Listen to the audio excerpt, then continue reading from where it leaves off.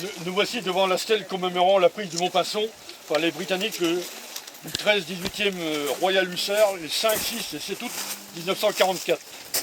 C'est le seul monument de ce régiment en France, c'est dire l'importance de cette bataille. Le but étant d'encercler les Allemands de la côte jusqu'au Mans. Pour réussir, il fallait tenir les grands axes de communication.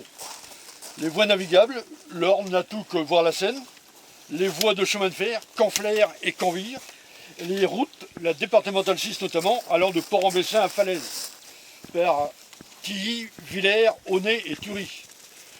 De notre contrée, le bocage, dirons-nous, environ 5000 Allemands étaient présents depuis le début de la guerre.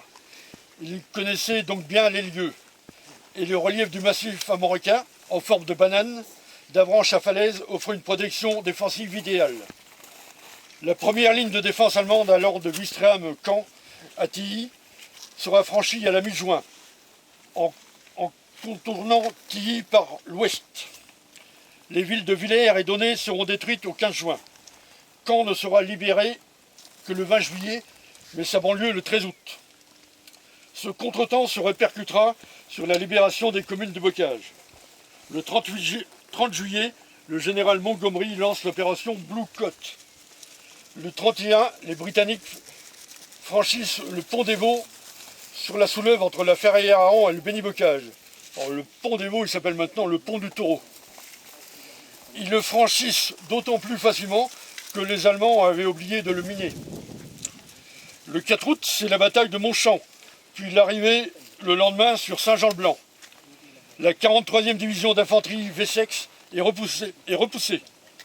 Saint-Jean avait reçu en outre le renfort de la compagnie Das Reich, compagnie de sinistre mémoire, puisque c'est elle qui massacra les habitants de Radour-sur-Glane.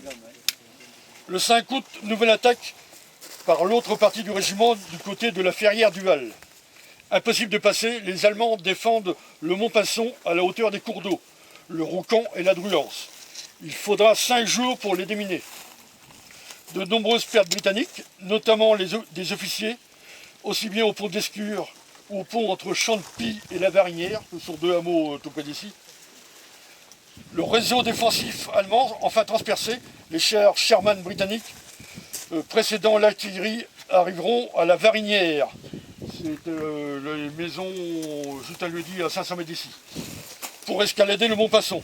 Les tranchées allemandes serviront de protection et à l'aube du 7 août, l'attaque décisive se produira. Dans le brouillard et à l'arme blanche, les Britanniques des 13-18e hussards gagnèrent la bataille. Aucun coup de feu ne sera tiré et les Allemands seront faits prisonniers. 8 jours plus tard, le village suivant, Saint-Vigor-des-Mézerais, sera libéré. Puis ce sera la poche de Falaise après.